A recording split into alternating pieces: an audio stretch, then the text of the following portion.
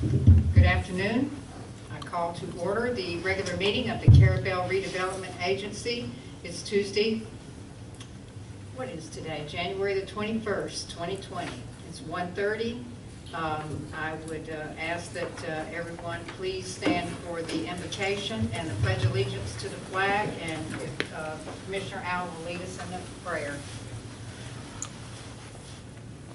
Our Father in heaven, we're so grateful for this beautiful day we have. We realize we need the heat and the cold to keep our balance of our nature. We're thankful, Father, for this great country we live in. We ask your blessings on it, especially in this time of division and argumentation, and trying to deal with the things that are coming before our wonderful country. We ask you to bless this city as we continue to work with things that would be for the most good for our citizens, and that everything will be proper in harmony with your will. We pray this in the name of your Son. Amen. Amen. I pledge allegiance to the flag of the United States of America and to the republic for which it stands, one nation, under God, indivisible, with liberty and justice for all.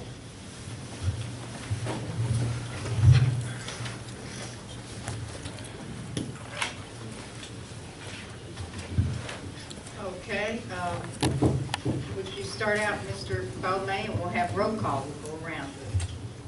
Mr. Bowman? Okay. Here. Powis. Here. Carol Allen. Here. Frank Matthews All right, Brenda LaPaz here. Walden here. Tony Millender attending. Okey-dokey. We'll have approval of the October 15, 2019 minutes. Did everyone get a copy of that? We had a little bit of a revision on it, not much. And did everyone get to see that? And may we have a motion regarding that?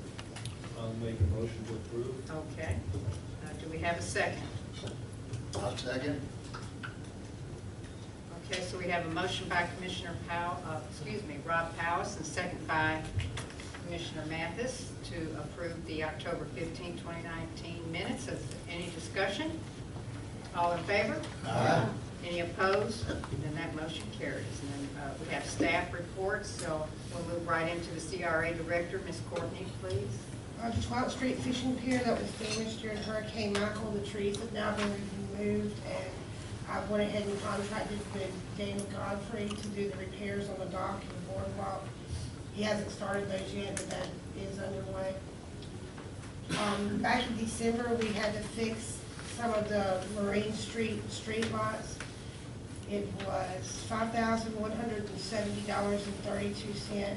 I think he fixed, was for troubleshooting 16 poles, and then 4 of those were beyond repair, so we did get everything fixed that we could fix, and we're going to hold off and see what happens with the grant and see if we want to go ahead and replace those 4 or not. And then I just wanted to report that the City Commission approved submitting to the CDBG application for the Marine Street projects.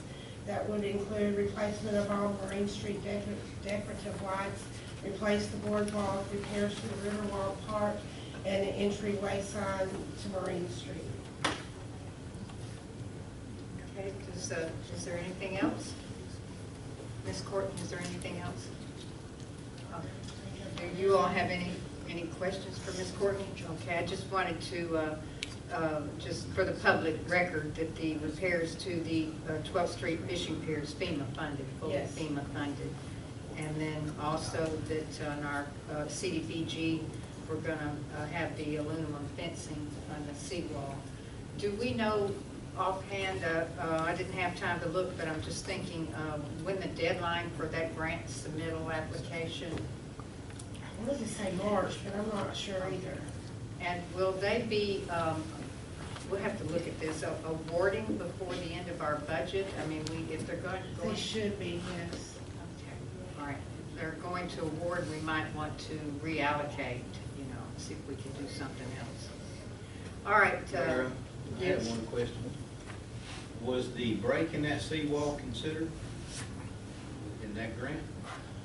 Well, we haven't done any of the plans yet, so I think it can be. Yeah. I would If hope y'all want to so. look at it. Russell still had to come up with plans and everything, so we still have to do our second public hearing before he can submit for the grant, and we have to get the plans drawn up. Yeah, the reason why I say that, because I think that would have, that's having a large effect on our fencing that we're talking about replacing. Is there another break in the seawall? I think he's just talking about down at the end where the boat ramp is, where it's That's kind correct. of, I don't know that it's broke or what. I mean, I guess Well, there's a break, it's been undermined there a little bit, and there's a break in the sidewalk, and it's failed just a little bit, so that's obviously something going on with the seawall.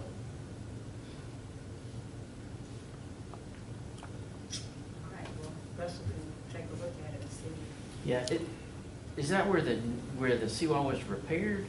No, This is it's, on down This is towards further the down? boat ramp. yeah, it's close to the boat ramp where you, actually right there close to the entrance to the dockway that goes down, Okay. stairway.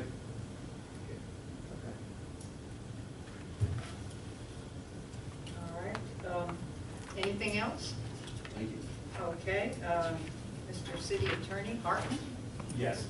On the findings of necessity to expand the CRA boundary, working with Novia, it's a technical thing to basically come up with exactly the reasons why we've expanded into these different areas, which will include infrastructure, water, sewer, stormwater, and light. And we've been going through the stormwater part, trying to kind of double up as part of the OT case, which is going to go to trial on February 17th. So we'll have some information from that process, and then we will probably take a couple, I'll talk to Russell, but probably a couple more months to simply document the justification for the expansion. Does anyone else have questions for Mr. Hartman? Any other questions? All right, you have anything else? Yeah, one other thing, I know, and I don't want to, just want to plant the seed. I know we spent a lot of time determining the new boundary, what we would expand into. That was before we were experiencing some of the pullback from the county on funding for different, I think what a lot of citizens would consider basic services, such as the animal control and that sort of thing. And I think I did discuss briefly with the mayor, but just bouncing ideas around on how the city, if the county pulls back on obviously funding for things in the city, how do we fund them? And I say we, but in the CRA district, some of that, if it's related to CRA permissible activities, then the CRA can fund it. And that is out of ad valorem tax revenue. Because that is we're kind of wrestling with the county. I had a conversation yesterday with Michael Schur about it, as well as City of Appalachia's attorney and how they're being treated type thing.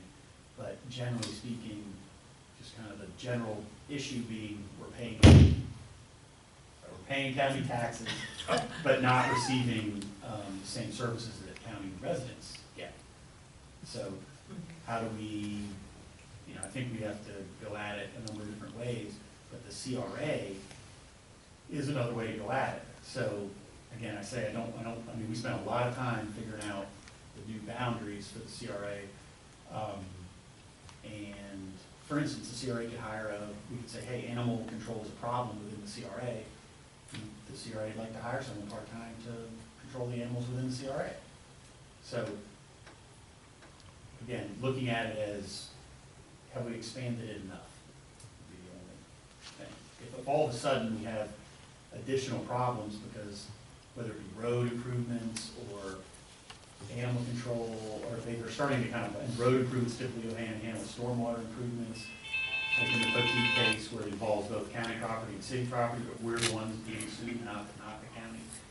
And it's possible, again, who knows what the judge will do in that case, but they're asking for two types of relief.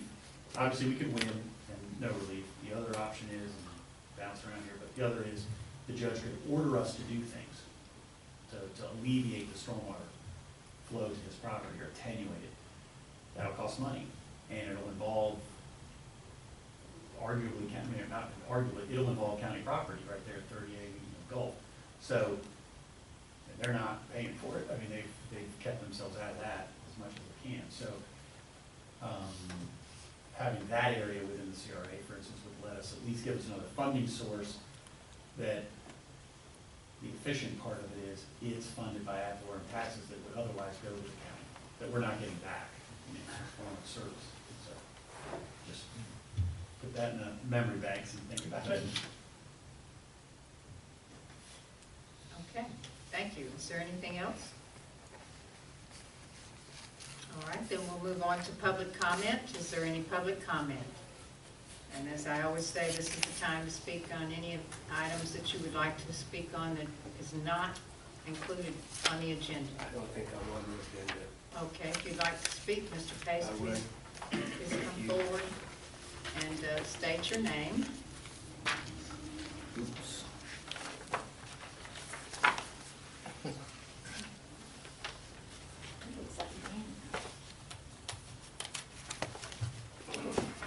Moving a little slow today. Good afternoon. My name is Michael Pace, and I'm a Carrabelle resident, and I was asked to give a status for the Carrabelle Historical Landmarks Project.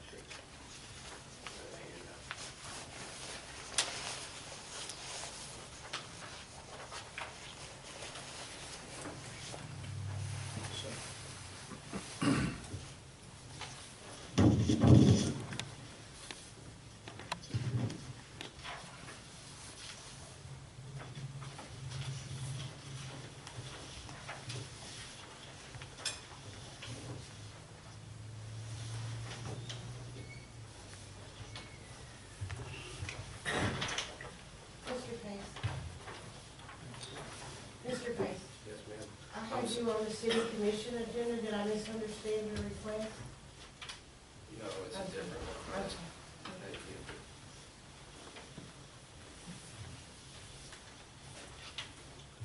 I'll make this real quick. Okay, if you just speak up so we can I'm all gonna, hear you. I'm gonna make, I Okay. have 3 talking points. And one, I'm gonna give a brief overview of the 6 landmark project. Number 2, I'm gonna talk about a few of the details of ongoing projects. And then I'm gonna close up by mentioning the SHPO, the State Historical Preservation Office, is coming to have a forum and a talk on February 14th at Bo's location at 102 St. James Avenue at the Rio Carrabelle. Okay, so as you can see on the form, we're working with, meaning I'm working in the capacity of the Carrabelle History Museum and the Division of Historical Resources in Tallahassee.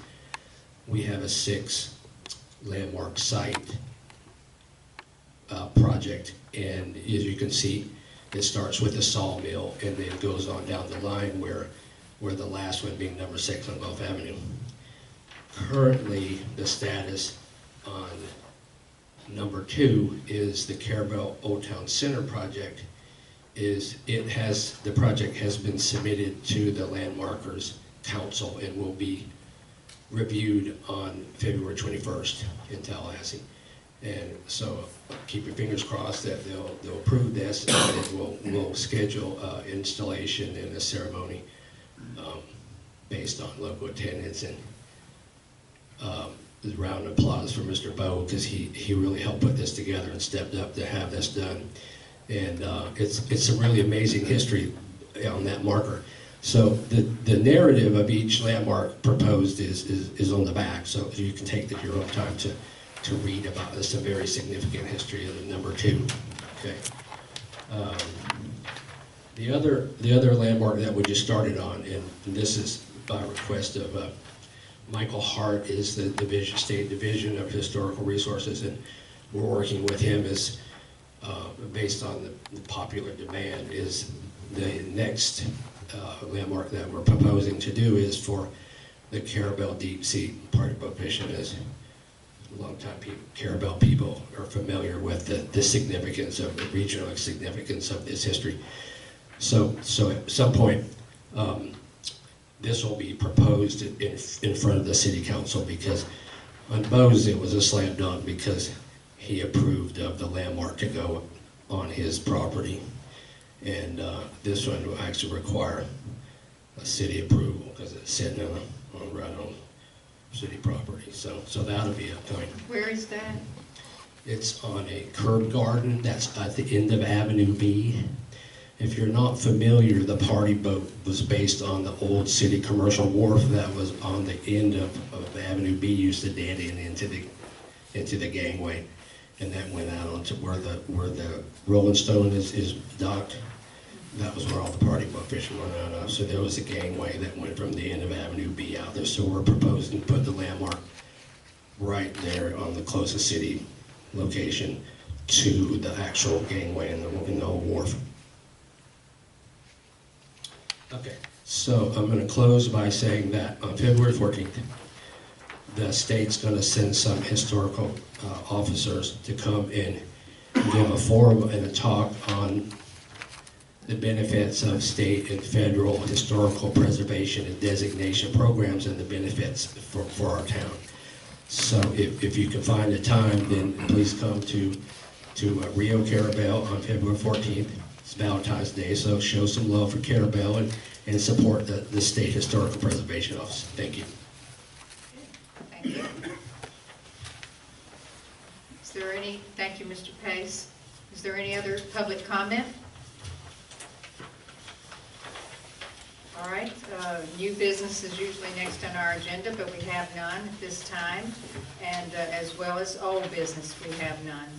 And then our next item would be under Inovio Consulting Group, their projects. And right now we have for Inovia is a discussion of possible action regarding requests for bids to repaint Marine Street parking spaces as approved by the City Commission on December the 5th.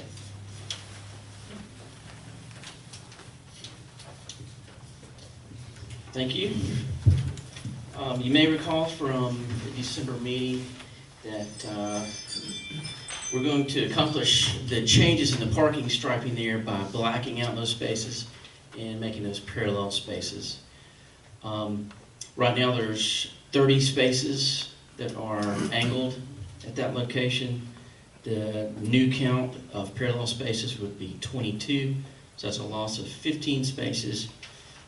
But certainly makes the road more usable. So that would be 12-foot lanes, 8-foot parallel parking spaces, and two-way traffic. We did come up with an estimate for that work, and based on the DOT cost history, we think that's going to be somewhere in the neighborhood of $5,000. So that's below the threshold that requires bidding for that work. So I would recommend to this board that we accomplish that by approaching some contractors who we've worked well with in the past and ask them to quote this project without going to bid. That would be my recommendation. I think that would be cost effective and time effective as well. I do have those exhibits if it pleases the board. If you need to see those again, we can put those on the screen. Okay, now I know 5 of us have seen it. Mr. Rob and Mr. Bowe have not seen the exhibits in person. Have you seen it? I did post it on my Facebook. It's all on Facebook. How do you feel, Mr. Bowe? I'm sure it was discussed. Okay. So I'm Okay. familiar with it. All right. Does anyone else want to see that again on the big screen? I'm fine. Okay. All right. And I agree that I believe that you could go. I feel like you could go ahead and approach some contractors since it's in the $5,000 range without going through the extensive bid process. It would save us money from having to pay Yes. you to prepare all of the specs and going through all of that. So, do we have, yes, sir? Yeah, I'm not sure I got the numbers right. We have 30 spaces now, and it would cut it down to 22, and then what was the 15? Okay, it was 37 spaces. existing. 37. Ah, Right. that works. Okay, thank you. All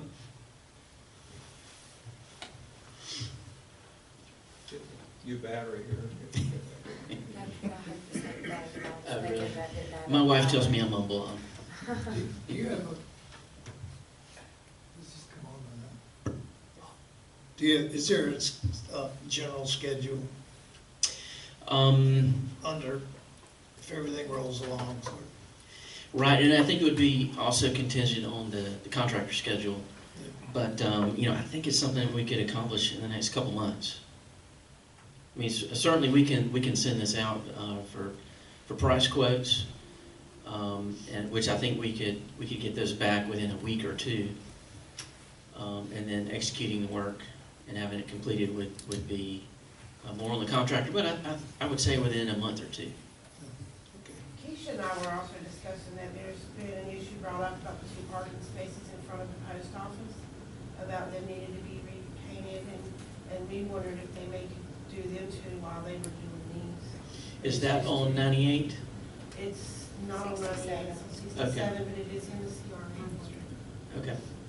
Okay, so Courtney, do you need to brief the board on those 2 spaces, if that might be include that in this bid?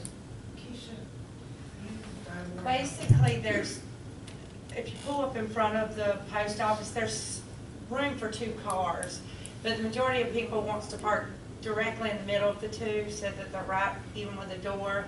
So we wanted to go in and paint lines to designate 2 spots so that they're not parking dead in the middle of it. And maybe make them one way. One way, So you don't have one this way and one this way. They have to come in. They would have to come in From the From the north north. and park on the right side of the road. and then pull all back out again, so we're not crisscrossing. So- And there was some little scuffle down at the post office last week, or I was out last week, the week before, that brought it all up to our attention. And Not surprised. yeah, some tight spot, but everybody does, and you know, most people just pull right up to the front, but there's really space for 2 cars, and we need to paint it and designate it for them to get along and for traffic to flow. So you're saying then a person couldn't come from the southbound lane and cross over and park in front of it, and their vehicle's facing north, but they're really Right, facing because then wrong. they have to pull back out across the lane, so it's, Okay.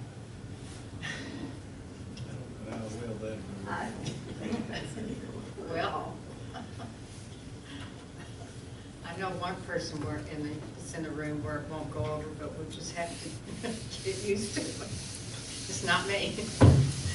All right, so does anyone want to make a motion, or I'll make the motion for Mr. Russell to go ahead and approach some contractors that he knows can do a good job to repaint this portion of Marine Street and then the little small portion there in front of the post office. I'll second. Okay, all right, then I made the motion evidently. Commissioner Allen seconded. I'm not used to making motions, but I can. So Commissioner Allen seconded. Is there any discussion? All in favor? Aye. Any opposed? And then that motion carries. Okay, thank you. Thank you. All right, then we'll move right on into the CRA board projects. And most all of these are one of them was requested, and then the rest of them are carryover from our October meeting. Item 1, discussion of possible action regarding relocation of the world's smallest police station for the safety and welfare of visiting public and relief of traffic congestion. And we've had this on our agenda 4 years ago in February, and then we had discussion about it in the October meeting, the October 15th meeting for the CRA. And 2 board members requested that we put it on the agenda again for discussion again. So we'll start up the discussion. And we had a presentation. Did you bring some of your presentation? I do Okay. have photos, yes. Okay. They're not mounted on a board like they were before. But Okay. Keith, would you like to say something? Okay. No, thanks. Well, you had said before at the Well, last, I've got a lot of feedback from the public, and it's not good, so and what is it? they don't want him moved. Okay, well, I mean, go I ahead mean, and say. okay, I was just basically, sounded good to me at first. Uh-huh. But once I talked to the public, they're not gonna, Be happy? not at all. Uh-huh. So, Well, it's nothing wrong, it's good for you to report these things, we need to Well, know.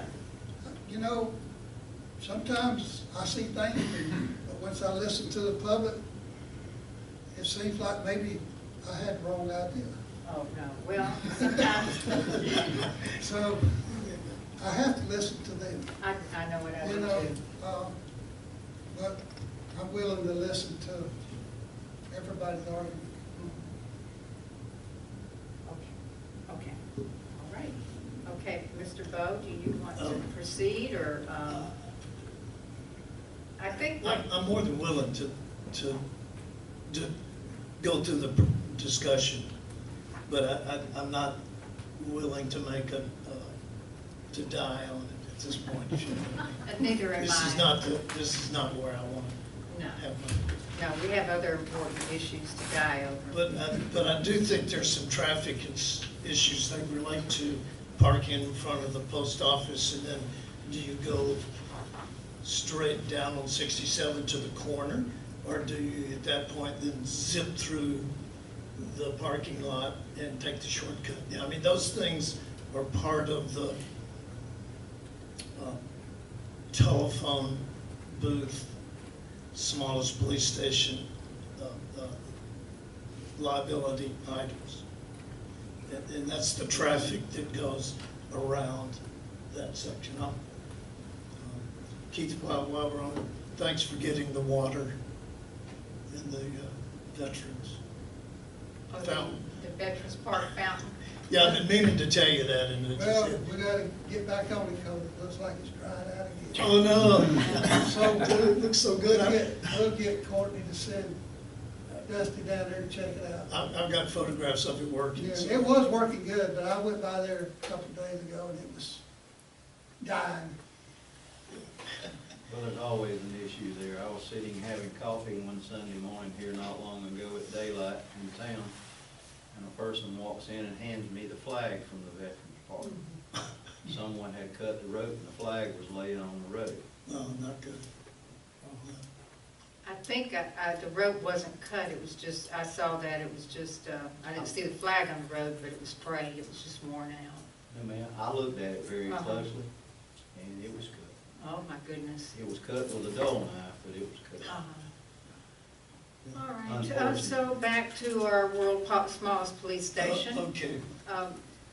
You know, I do want to say that there's traffic problems, and there's traffic hazards, traffic congestion there, people trying to cross the street back and forth, there's nowhere to park to get to that location, and over the years, our traffic has increased out there on Highway 98, visitation has increased. I mean, we can document that with numbers from the Tourist Development Council.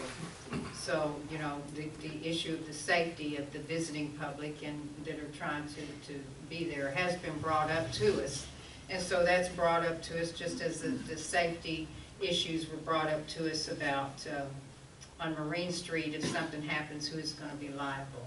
You know, so if something happens, all we can say is who is going to be liable, and we can say, well, you know, we discussed it, but we had to go with what the public wants, so. But go ahead. Also, on that same, another short side note is the city, what do you call our prisoner helpers, our city workers? Our inmates. Did cut down the big lily trees on the corner of Tallahassee Street and Highway 98 and dug them out and increased visibility there quite a bit. And I think I want them to take the other three out too, because you still, when you pull up, you have visual here, but you can't look down 98 still. So I think I'm gonna have them pull up the rest of that. And Yeah. Do you mind that, Vicki? I think it would be a blessing. A blessing, there you go, I agree. Okay, With an automobile, you pull up there, you can't see the traffic coming from the east headed west. Those palmettos, I don't mean the big palms, but those palmettos, now if you're in a truck, you can look over them. But a car, you cannot. You've got to get out almost in the road to look to the east. there, what's the best way I Well, can just show go these? ahead and give your presentation that you gave before about, Bo does have a good idea, but, you know, evidently the public is not interested in Well, it. They haven't heard the good idea. Let me go through the negatives, and All right. I'll just do it by holding up the picture here. This is the first negative is as a tourist attraction thing. When you drive west on Highway 98, there's no way to know that that police station is there. You just do not see it. I mean, so by the time you see it, there's no place to park. And you can see that Highway 98, no parking spots. Or you can park in the post office space, and let your kids run around, but cars are coming through from the shortcut of the, post office like this, and they come through at sometimes at pretty good speed, depending on whether they're just coming down 67 and hang a right, and go zooming through there. I see all this because I live there. And then there's pictures of the big trucks that come and go from the post office that are transfer. Anyway, tractor trailer trucks.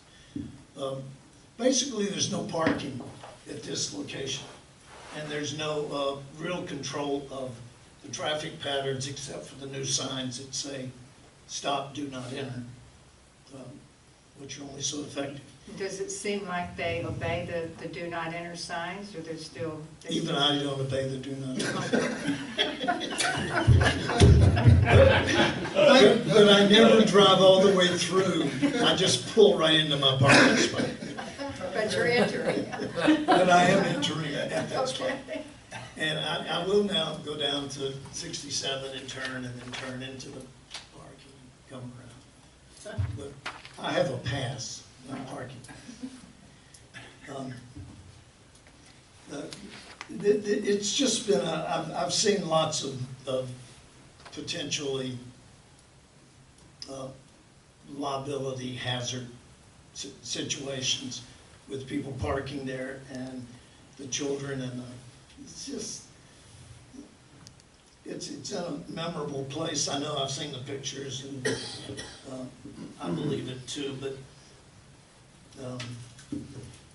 as a tourist event, I think it matters not to them where this world's smallest police station is located in the city of Carrabelle. Because they don't know. Oh, you mean the tourists? The tourists don't know. They like to get out and have their pictures taken, and this is just not a good location. Now, when you get over to, if you move the police station to the Triangle Park, up the corner, you see it coming from the east and the west. You know where it is.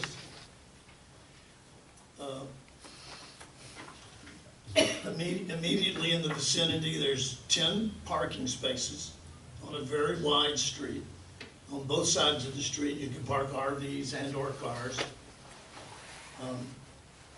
Both from Highway 98, if you're coming, coming from the east, you just peel off and you're on Avenue B.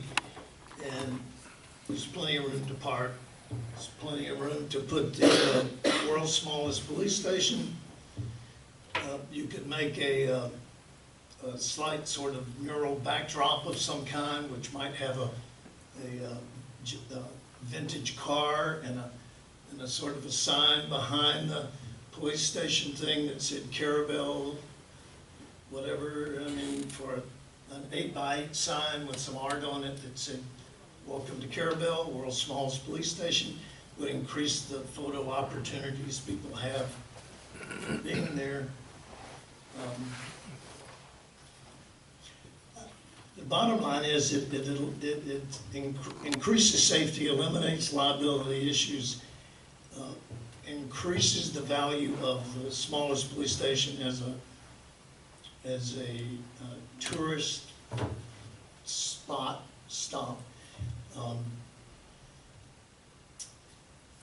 To me, it makes perfectly good sense. It increases traffic on Avenue B, and that's a good thing, because it takes them off the Highway 98 speed through.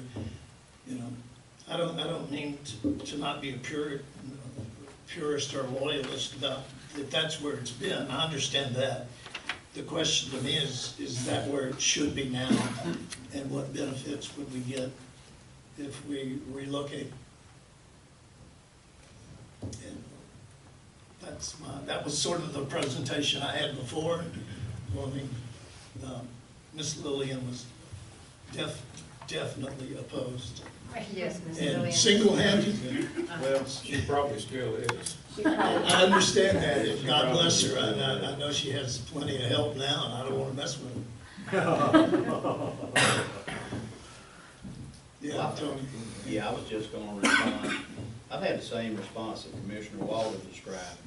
There's a lot of people, this historically, that's where it originated, and that's where they want it to stay.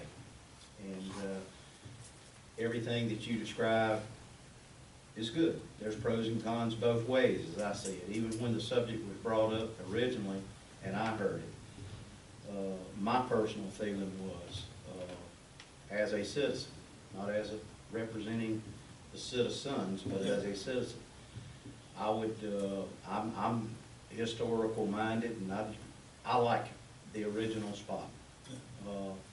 But I'm not saying that for me. I'm saying that from the response that I've received, along with what Commissioner Walden was saying from the lots of folks within the community, locals, and they like the originality. They'd like to see it stay right where it's at. Is there a reason why those spots are painted stripes just past it? Is there a reason why that's not parallel parking on the side of the road? Those, Yes. yes, those are not, and Russell could explain it better than any of us, I'm sure. If a car, for the same reason you're talking about the plants at Tallahassee Street, Right. if a car is parked there, you have a hard time Seeing out. sight distance.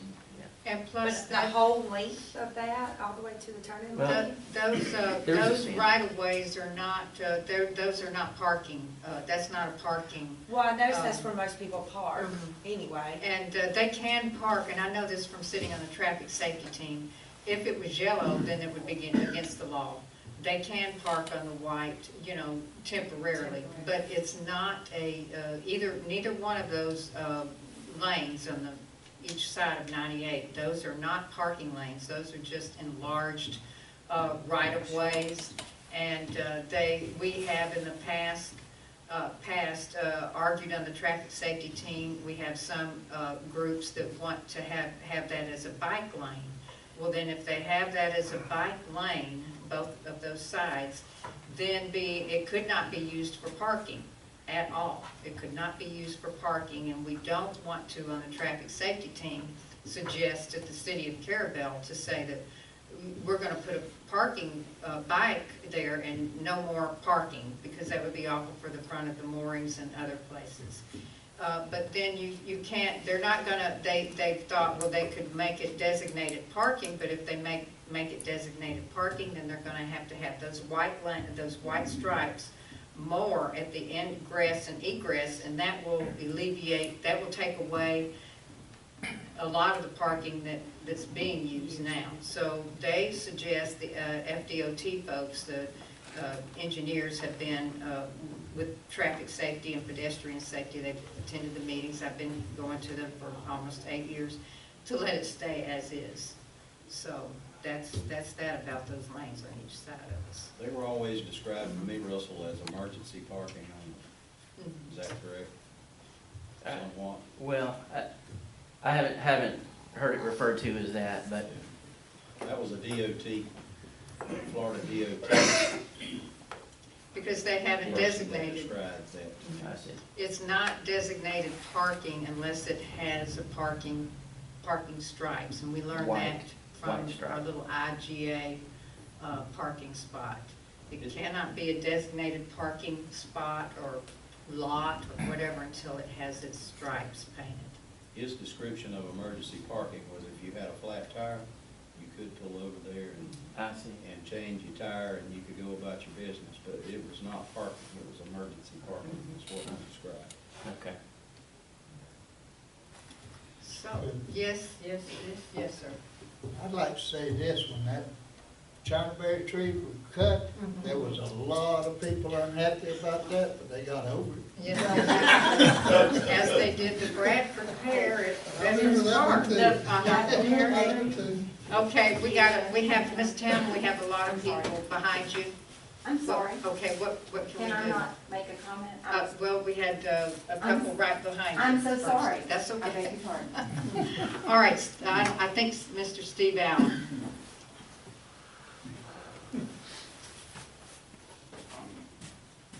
My name is Stephen Allen.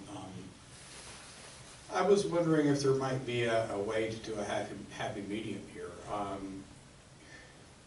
I wanted to talk to you and suggest that Triangle Park might not be better, because I was thinking sort of the end in front of Chase's, around the corner there where there's a little parking already there where people pull in behind the gas station, and moving it there would still sort of give the ambiance and the backdrop of the photographs that would be taken there would be of our business community. You'd have people, pedestrian, walking through those shops and going past them through that. So I was thinking about that. But if you keep it where it is because of tradition or whatever, we do have, and Tamara may kill me for this because I haven't asked her about it, but we do have the original World's Smallest Police Station in the Carrabelle History Museum. Perhaps you could put that out in the middle of the triangle. Put a monument like the historic one. I'm sure that probably qualifies in terms of its history on the show or whatever, for a marker. Put a marker out there, drive your traffic there from a general standpoint, from your tourism, and then have a picture, understand that the place is down the street and you can drive past it. And that would be beautiful. In the Triangle Park, we have, we've made that spot there for the Big Ben Scenic kiosk. It's not Personally, happening. this is against my personal motivations too, because I always believe that having the statue of Sammy Tate coming out of the forest, commemorating that story and that legend and that movie we have, would be a better thing on the corner of that park. But we have the original, it would be the original, it could be marked. We'd still have a place, and it would really maybe cut down some of the traffic, and if people really wanted to stop by and take a picture, and we could probably present that information at that site, but we would do most of it. People just want a photo op, right? That's what they want, a photo op and a Facebook thing, and we need to have Carrabelle's name on it, and that generates conversation out there from a tourism standpoint. And you put it on Wikipedia, and you do all of that, and that will draw people apart there, but we'll always have the original there where it is, and maybe we can make it even safer where nobody can pull off into that area, just right there in front of it. And Now, where are you talking about putting it? we're the original. I was talking about putting the original World's Smallest Police Station that's in the museum, having it restored and putting it out there in the middle of the park in the triangle. The Welcome Park. Yes. Okay, that's what and eventually, if you could budget for it, which the CRA can, a nice little roof could be built over it. Absolutely. Make it like a little pavilion, And that to would protect drive it. so anyway, I just actually came with the idea, and like I said, I didn't Tamara and I served me dinner for a week, because that's in their museum, so I don't know how she feels about that, but Yeah. I think it would be very cool if we sort of do both things, and we could get the try, and we could always make a decision later that might be even different once we figure out what works. Okay, then Mr. Christie? Well, Steve kind of took some of my idea, Okay. but I have a different take on it. I'm thinking if you put another one and leave the old one there, now you have two world's smallest police stations, and that kind of be confusing as to what's going on. My thought would be, if you're gonna restore the old one and put it there like he's suggesting, that'd be a good idea, but remove the old one and replace it with a marker like he was saying. Create a historical marker, put the historical marker where the old station is now, to commemorate it, but not have the station where everybody's trying to park and get their picture taken and creating the traffic hazards and endangering themselves. Therefore, people in the town know that there's a marker officially marking where it was, and then the police station would be at the Triangle Park, out of the way where it's safe. And it's a good idea, and I will say that Bo is a historian and a purist, because he's marking the historical, wants a marker there for this building. So it's just a safety hazard as the tourism and traffic increases. But personally, I don't think that folks would be pleased with a historical marker. Do you? But why are they pleased with the police station that's not the original that's there in the first place? I don't know. It's not the original. They probably don't know that. I mean, the original's in the museum. It's not where it's supposed to be in the first place. Oh. But it's, And originally, wasn't the original telephone not even located in that area anyway? But that's where the phone booth was originally. It just got changed. That's Miss Tamara's turn. Okay.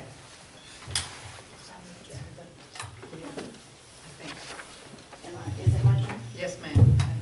I'm sorry, I was kind of caught up with what you were saying. I really thought I wasn't going to say anything. I've had more contact about this topic than anything that ever came up on an agenda since they cut down the tree.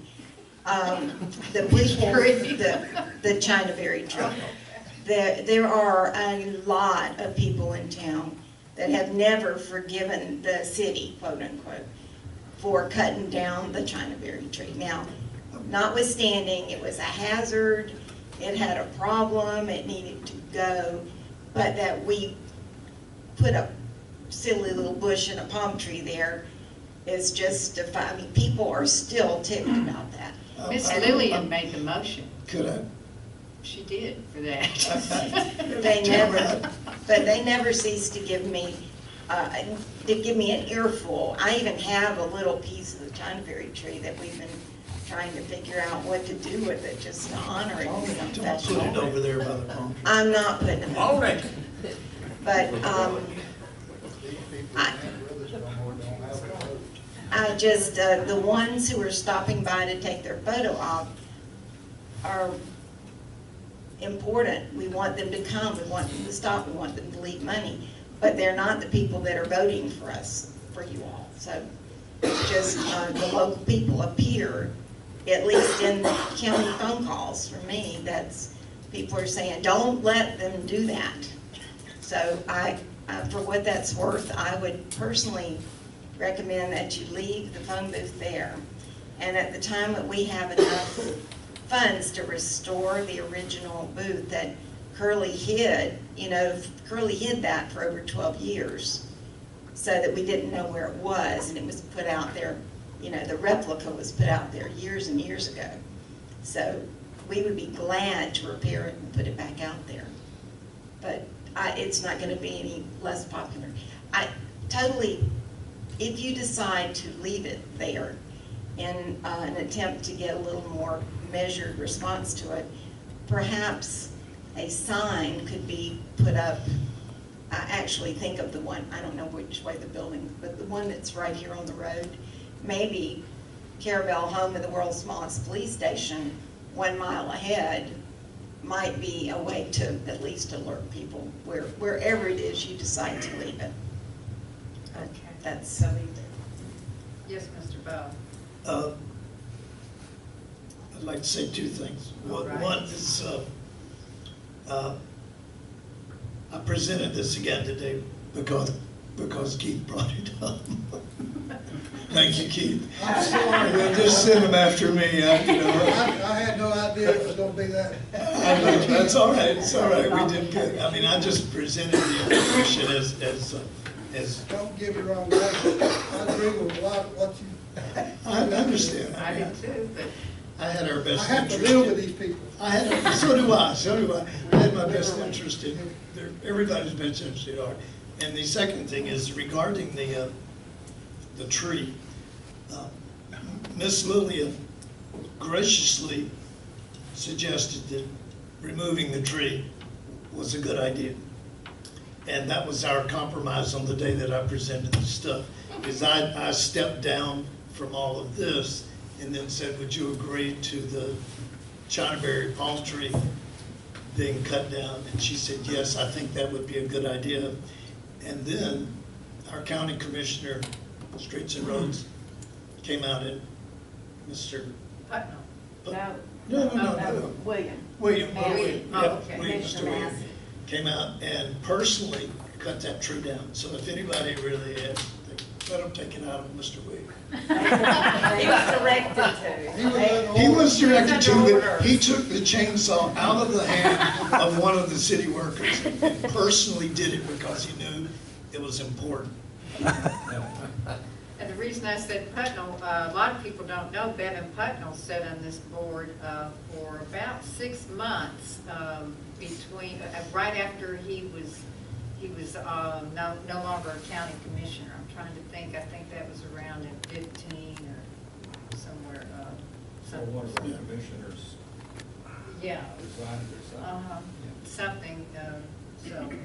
Or I think it had to do with this, commissioner resigned and then Mayor Messer passed away, and so we had two openings, and he graciously agreed to sit on this board, and so we appointed him on the commission and this board.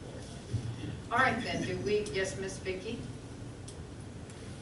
You want to come forward and speak, please? Sure.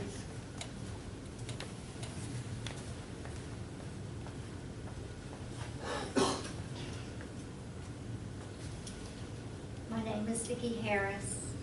My husband and I own Shop by the Sea and have for 8 years. Bo was our neighbor. When you purchase a business, location, location, location.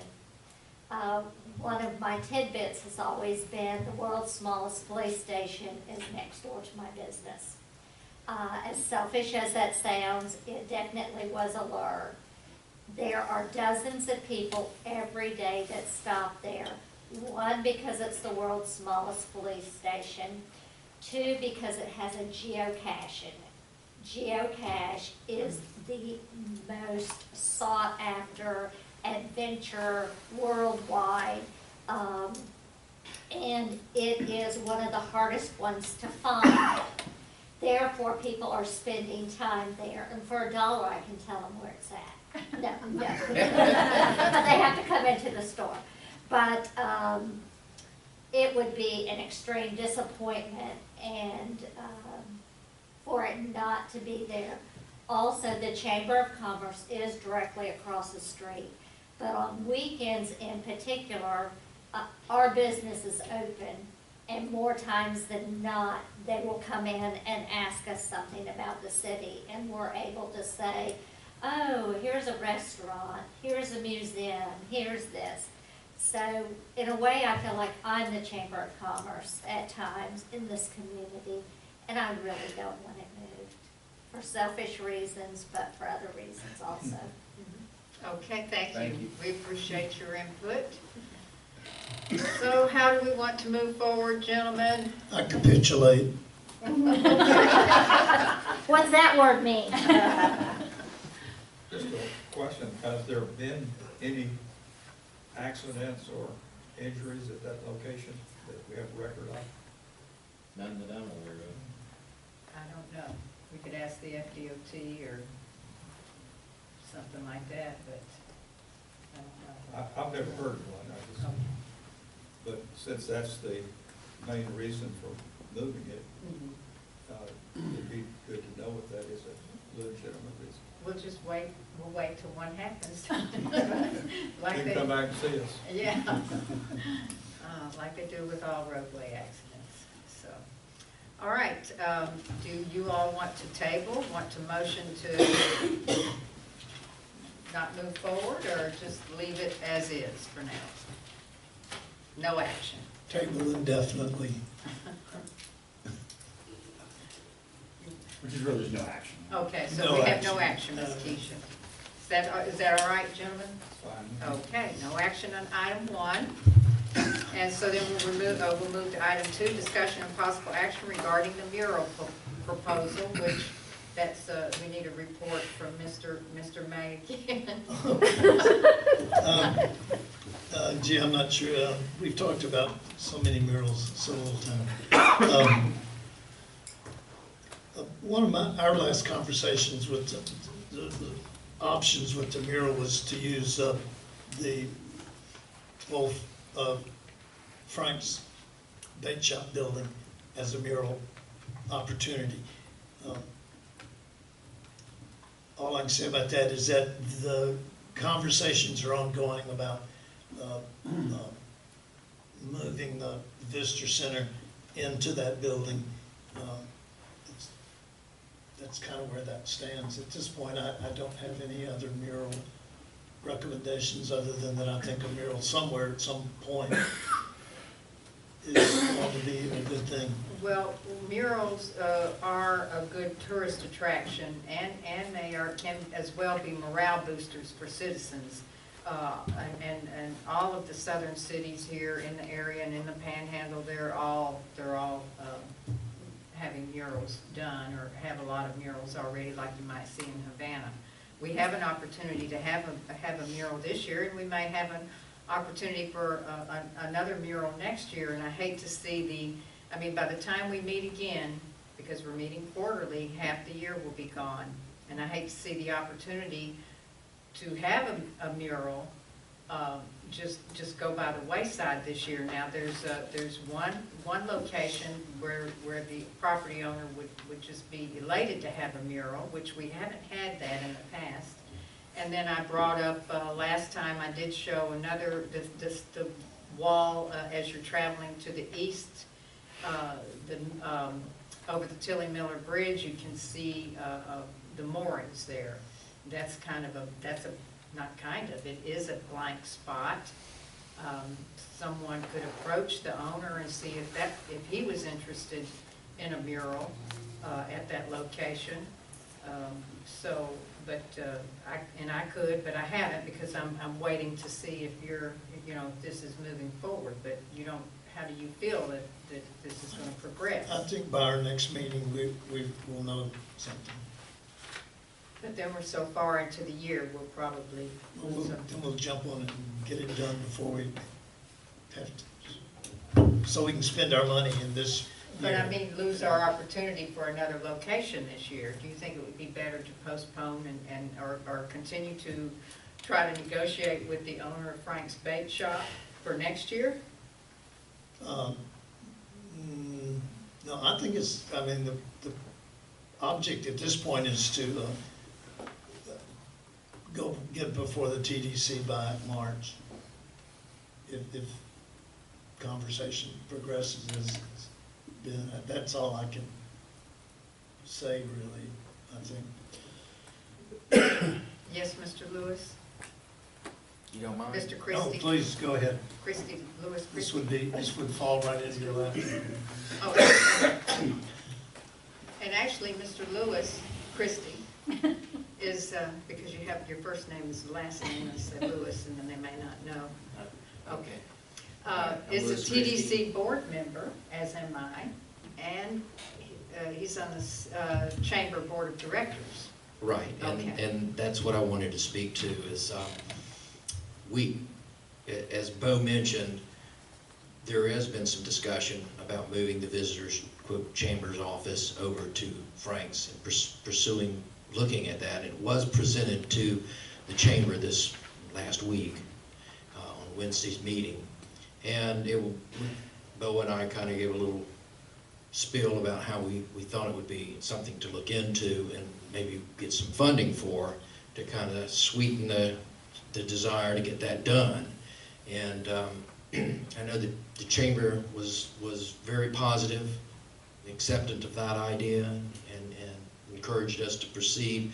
We actually have a committee we put together now, and Skip Frink will be kind of the management side of that for the chamber's interest in working with Bo and others and TDC, which we want to propose soon.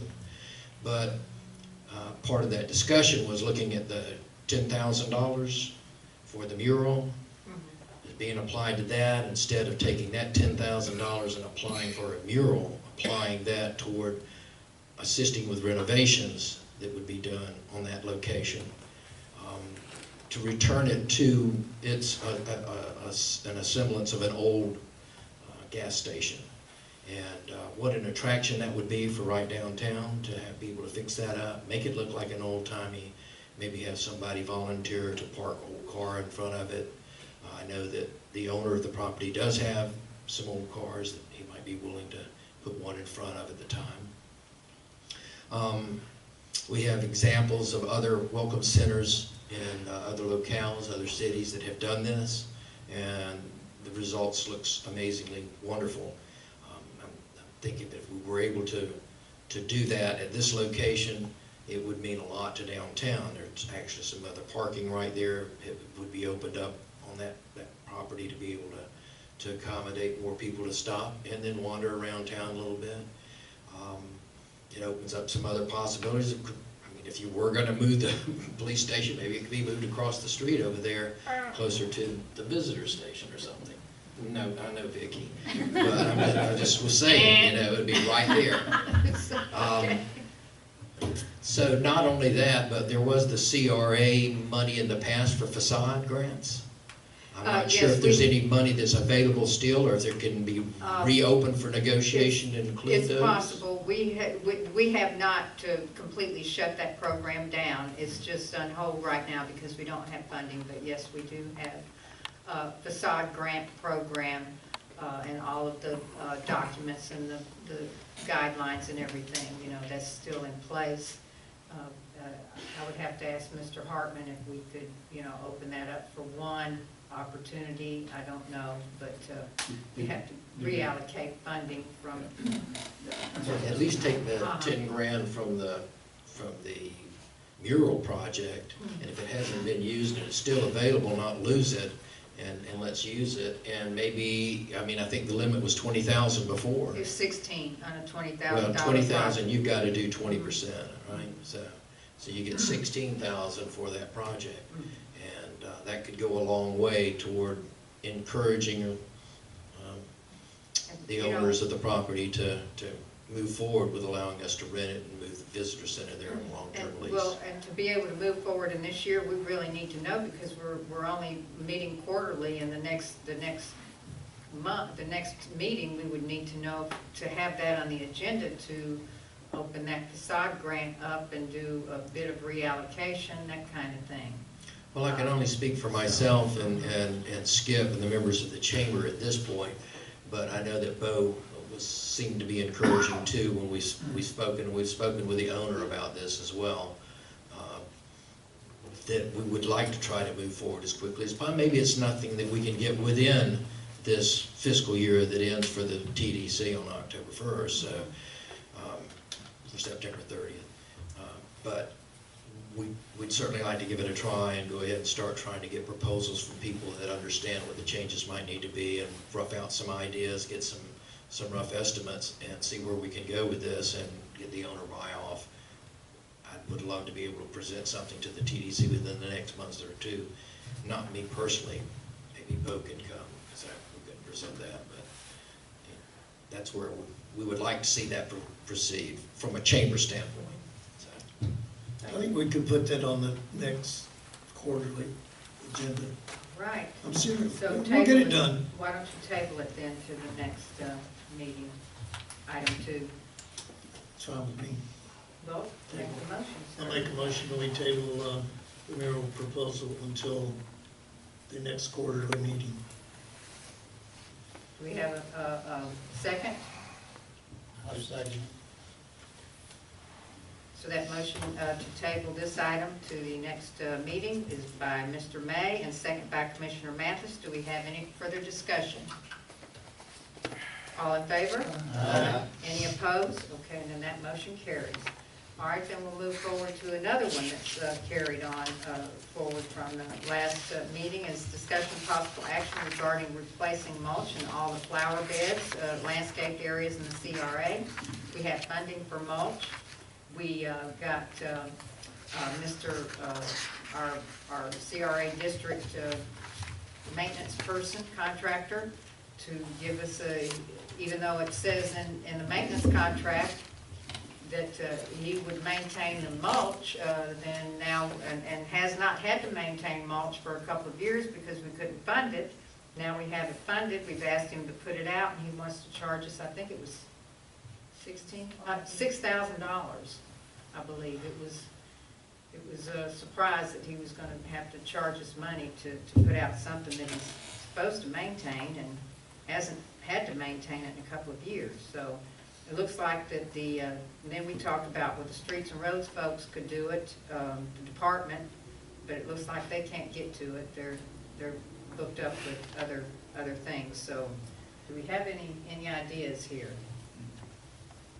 And how to get some mulch in our landscaped areas and get those back to looking like they used to look, like it looks in front of Bo's place and Miss Cindy's place. So Miss How would Vicky's you place. guys feel about putting that back out? In the past, we required you to have that certification, Maintenance. traffic certification, but now that we have two city employees that have that maintenance and traffic certification, we may get more bids than we have in the past. And it's possible that the bids might be a little lower because having to have a contractor that has the maintenance of certification can make the difference in the pricing. Well, I just seem to hear, I heard Mr. Frank say about the corner over there. I mean, I'm getting a lot of complaints on the landscape. Got complaints from Jackson's on the landscape in front of their place. Do we want to consider that? And I've actually told Courtney, I said, I think I'm gonna have to get my own Roundup and weed sprayer and go out and spray Welcome Park because it's just covered in weeds. So, yes, sir? I just had a question to the attorney. I mean, everything I'm hearing here sounds like a violation of contract. If that's in his contract. Yeah, as far as I'm over here making faces, is what the mayor mentioned as far as, for instance, spreading. I mean, if we provide the mulch, obviously there's a cost to the mulch. But if we ordered up just, yards and yards and yards of it, and then had him spread it, he has a scope of his contract. I'm curious what is in it that he's now not complying with, or he wrote it very carefully and. That's kind of what I'm asking, and because I'm hearing the mulch, I'm hearing weeds growing in it, I'm hearing the pruning, I'm hearing all these issues that sounds like it's in the contract that that company is responsible for. We need to look at it. And they're not doing it. And if that's the case, sounds like we need to rebid it. But it also says, certainly it sounds like it may not be in his contract. Is that? I don't know.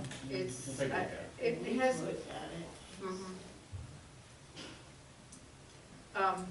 And the contract, I believe, is up. It just renews annually until we say something. But I think we did that years ago. I don't think we're obligated to stay with them. We actually did, put it out to bid one time when Commissioner Millender was not a commissioner and he wanted to bid against it, and we redid the specs. He ended up getting the bid because he was the only bidder at the time. So, yes. I know that Bo and us have done our own mulching for the last couple years, but about 4 years ago, actually, the city brought out bags of mulch and we spread them out ourselves. Certainly we wouldn't be opposed to that if the city purchased the mulch and even, like I said, just delivered it to the areas. Maybe we could get volunteers to spread it out if that would save us some money, but it definitely needs done. I know the landscaping is looking rough, and that is one of the main objectives of the CRA, is to keep that looking good. So, folks are motivated to stop and visit and redevelopment, and tourists want to come and enjoy, attract tourists. Right on the corner of Marine Street and Southeast Avenue C, we had some new landscaping put in there. And it's where we put some new parking area. And we asked for that to be quoted as well, and that was a high price. This board did not agree with it, and this board said, well, perhaps Streets and Roads can maintain that area, which that's not being done, I think. And I'm not complaining about Streets and Roads. I think they have their hands full already. So, so that landscaped area, we invested in it. The CRA board invested in developing that little corner area, and now it's just going for naught. We should have not developed that. We shouldn't have put our money in it in the first place if we're not going to try to keep it maintained. Well, I would like to say, I'd like to see us maintain it. I'm agreeing with that. It kind of have a conundrum here, the way I see it, is either we ask, let the attorney look at the contract, and then we ask the current contractor to fulfill that contract, or if they can't, we put it out for bid, and we go on with our work. That's my opinion. I mean, if we sit idle, we're not doing anything. And that's right, and we have been sitting idle. We have been asking, can you trim this back? Can you, we pinpoint something, then we do. And the mayor and I have met with Mr. Byron, and it's not that we haven't. Yeah, I'm not questioning that. I'm just saying we need to make a decision to move forward, whatever we have to do. That's within, reason to do. And the contract is simple. So the actual work that needs to be done is outlined clearly. Yeah, I remember bidding on the contract, and my memory's not fresh. That's been, almost 3 years ago. That in the contract, I was supposed to, whoever was the winner of the bid was supposed to spread the mulch in the city supply. That's what I remember. But again, that's been 3 years ago. All right, so, and I think that would be a good idea, a good approach. Take a review, maybe, but then, Ms. Courtney, you can meet again. I think maybe we send him a formal letter. I mean, it doesn't have to come from Dan, but let Dan review the contract and then send him something informally from the city. And how often do we pay him? Bi-weekly. So we do have.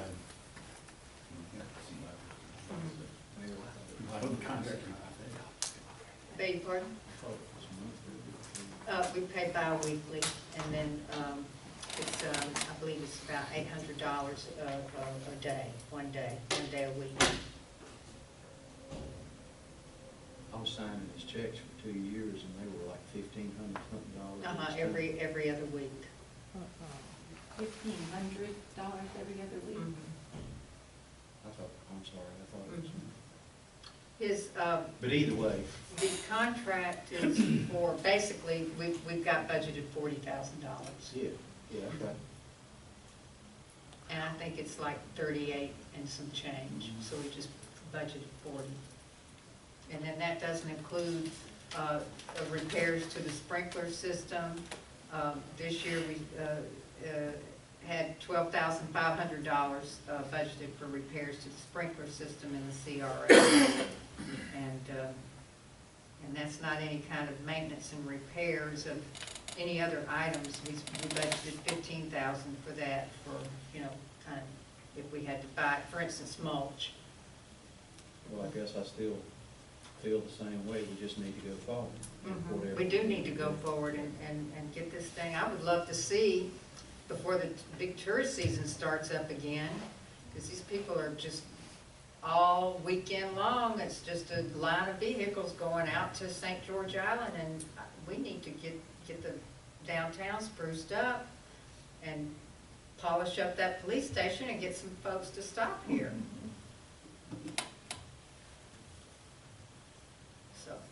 So what we need to do is, excuse me, Tony, No, go ahead.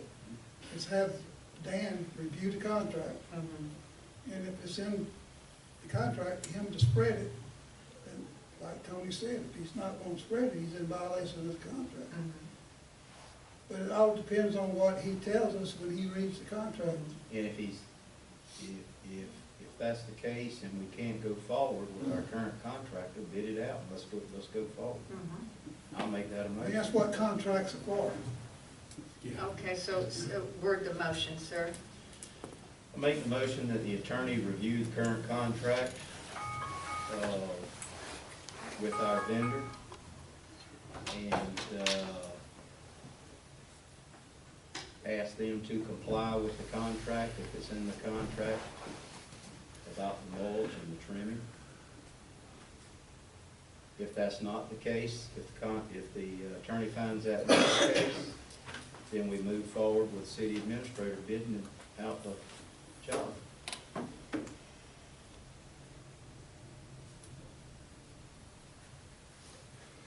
A second. Okay, so we have that motion by Commissioner Millender, second by Mr. Bo May. Discussion? Okay, I have discussion. Because we don't meet again for 3 months, and this could be moving forward. I don't want to hold it up 3 more months, if that's all right with y'all. And if it's not the case, as you say, as your motion is, which I agree with, then can the city administrator move forward with advertising for bids? Yeah, that's part of my motion. Okay, all right, but not wait till our next meeting, move No, forward? yeah, Okay. that's part of the motion. All right, very good. Is that understood? Does everyone understand that? Okay. Yes. All right. Is there any other discussion? I think some of these issues about the site right-of-way stuff are things that should have been paid. You should have paid more attention to those things without, if it goes, I gotta go to court with it. And Mr. Meyer, I mentioned it to him, that should be part of what they do. They say, boy, those plans here are just not working out. We need to do something else. That's part of what we asked for.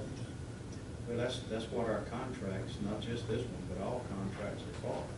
Is you hear And the this has been contract. brought to his attention several times. It's not, we've asked him before. Yeah. And I have mulched, Vicki, we've mulched our own property for the last, I think the last 3 years. All right, is there any other discussion?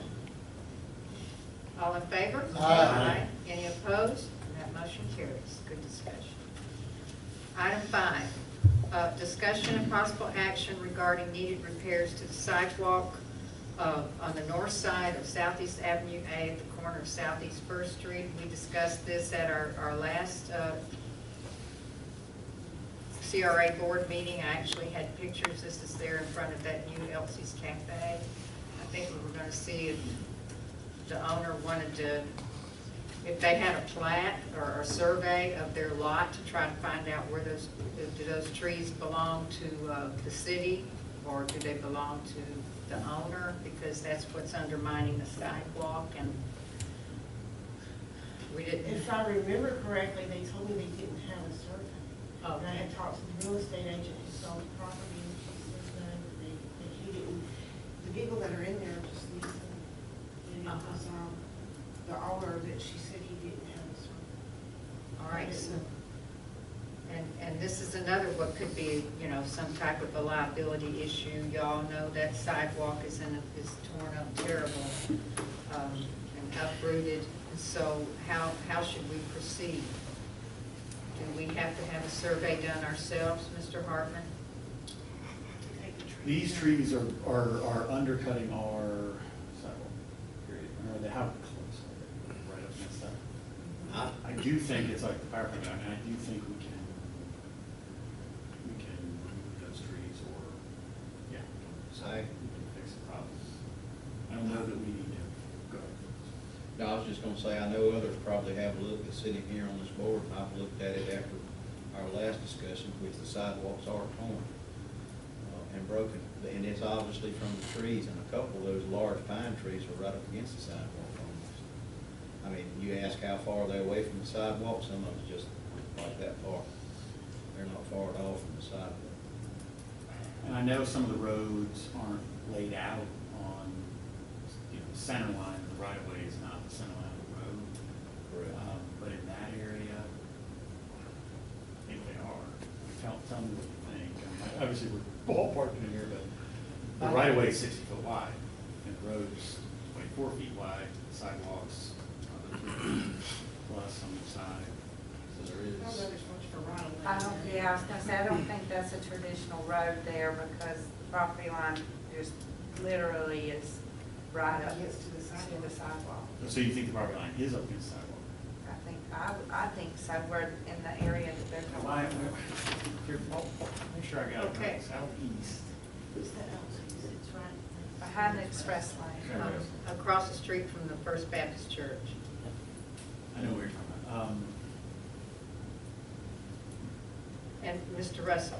I'll go back and look, but when we did the streetscape project, we had some of that area surveyed. Okay. I can go back and look and see if we have information on that already. And then we also repaved over there. On First, yes. Yes, sir, right there. Yes. We sure did. And we So might I'll have- see what we have. We may have Okay. something. And if we don't, I think Thurman could do a specific purpose survey. And I'm guessing here it may be $300 to have those located, just so we know who they belong to. Uh-huh. Because we all decided, all of us, that it would do no good to try to rework that repair, lay a new sidewalk until those trees are out of there because of the roots. I don't even know if you could do a sidewalk. It would be difficult task. But Mayor, one thing I was gonna say is I remember we did since I've been on the board, we listened to a planning and zoning request right there next door. And I'm not sure if Janlin at the real estate office owns that lot or not. They were proposing a building there. And I remember seeing the survey stake, so we may get, that's the lot next door, so we may get some information from them on that right away. Yeah. It's a lot Miss Janlin owns, you know, she was gonna Right. put a business there.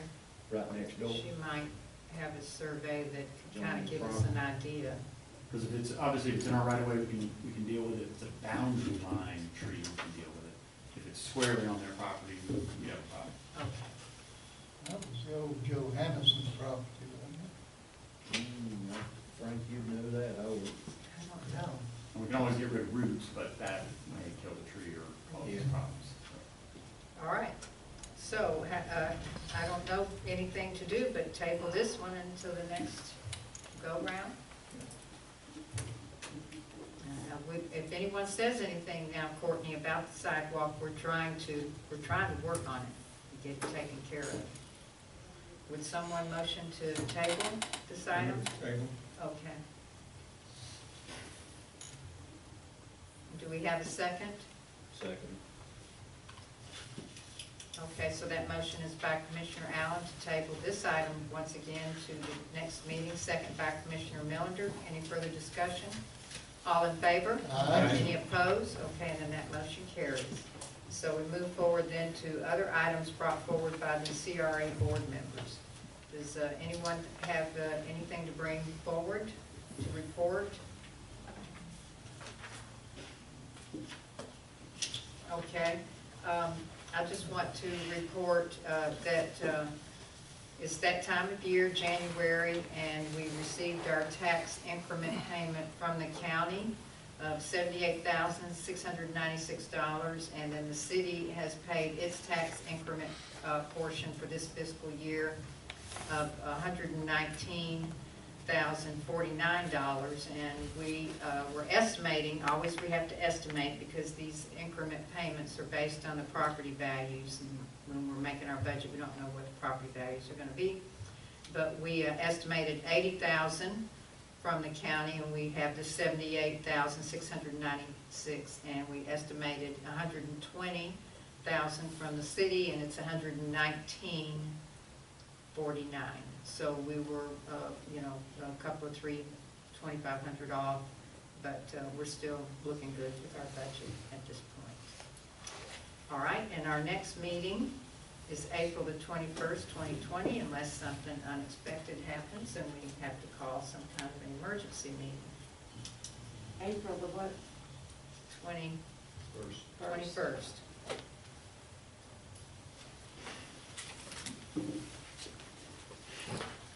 Is there anything else? Yes, ma'am? I didn't realize that you wouldn't have another meeting before. The Carrabelle Culture Crawl is in March 21st this year. Okay. And since it's all takes place in the CRA district, I wanted to be sure you all knew that. All right. We'll send you some correspondence on it as we get closer. All right, thank you very much. Is there anything else? Anything else? All right, should we have a motion to adjourn?